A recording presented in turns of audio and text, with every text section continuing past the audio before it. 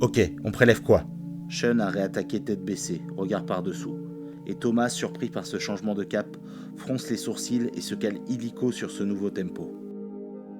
Le cœur, les reins, les poumons, le foie. Si vous consentez à la démarche, vous serez informé de tout, et le corps de votre enfant sera restauré. Il a énuméré les organes sans flancher, dans cet élan qui le conduit toujours à préférer la précision sèche au flou de l'esquive.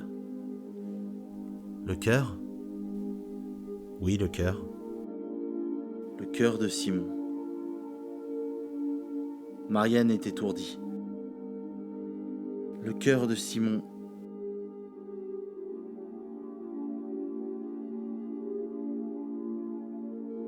Des îlots de cellules sanguines confluent dans un petit sac pour former le réseau vasculaire initial au 17e jour. La pompe s'amorce au 21e jour, des mouvements contractiles de très faible amplitude, mais audibles sur des appareils hautement sensibles paramétrés pour l'embryologie cardiaque.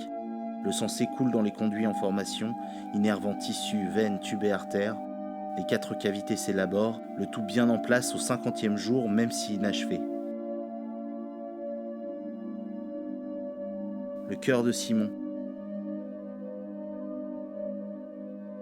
Un abdomen en boule qui se soulève doucement au fond d'un lit parapluie. L'oiseau des terreurs nocturnes affolé dans une poitrine d'enfant. Le tambour staccato calé sur le destin d'Anakin Skywalker. Le riff sous la peau quand se hausse la première vague. « Touche mes pecs », lui avait-il dit un soir. Muscles tendus, grimace de singe. Il avait 14 ans et dans l'œil la lueur neuve du garçon qui prend place dans son corps. « Touche mes pecs, mam !» La fonte diastolique quand son regard capte Juliette à l'arrêt de bus sur le boulevard maritime. Robe t-shirt à rayures, Doc Martens et ciré rouge. Le carton à dessin calé sous le bras. L'apnée dans le papier bulle au soir de Noël. Le surf déballé au milieu du hangar glacé. Décacheté avec ce mélange de méticulosité et de fougue. Comme on tranche l'enveloppe d'un message d'amour.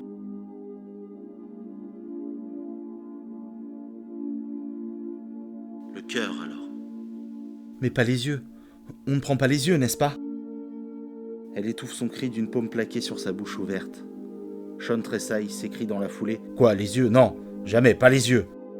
Son râle stagne dans la pièce et Thomas a baissé les siens. Je comprends.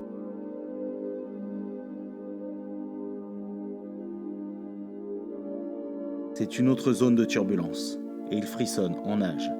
Il sait que la charge symbolique diffère d'un organe à l'autre. Marianne d'ailleurs n'avait réagi qu'à l'évocation du prélèvement du cœur, comme si prélever les reins, le foie ou les poumons se concevait davantage. Et de même, elle a refusé le prélèvement des cornets qui, comme les tissus, la peau, font rarement l'objet d'un accord de la part de l'entourage. Et comprend qu'il doit transiger, s'écarter de la règle, accepter les restrictions, respecter cette famille. C'est l'empathie.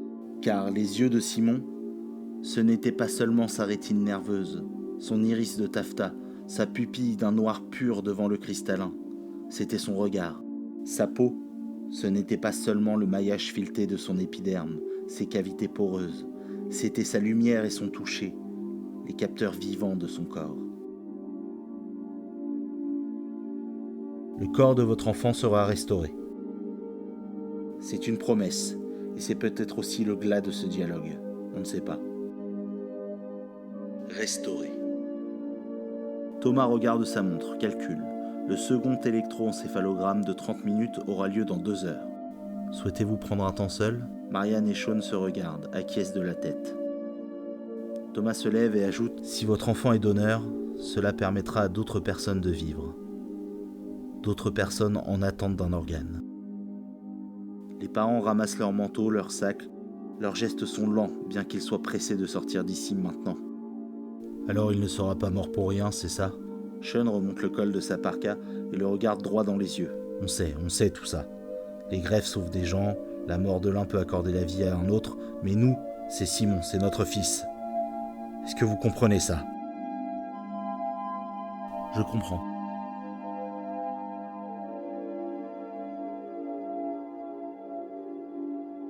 Au moment de passer la porte, Marianne se retourne, regarde Thomas dans les yeux.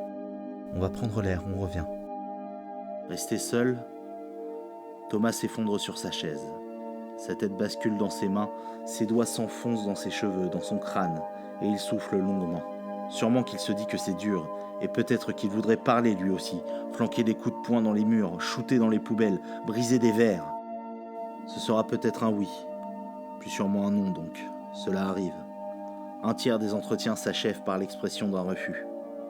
Mais pour Thomas Rémige, un refus limpide valait mieux qu'un consentement arraché dans la confusion, obtenu au forceps, et regretté 15 jours plus tard par des personnes que le remords ravageait, qui perdaient le sommeil et sombraient dans le chagrin. Faut penser aux vivants, dit-il souvent, mastiquant le bout d'une petite allumette. Faut penser à ceux qui restent. Dans son bureau, au revers de la porte, il a scotché la photocopie d'une page de Platonov, pièce qu'il n'a jamais vue, jamais lue. Mais ce fragment de dialogue entre Voynitsev et Triletsky, récolté dans un journal qui traînait au lavomatique, l'avait fait tressaillir, comme tressaille le gamin découvrant la fortune, un Dracofeu dans un paquet de cartes Pokémon, un ticket d'or dans une tablette de chocolat. Que faire, Nicolas? Enterrer les morts et réparer les vivants.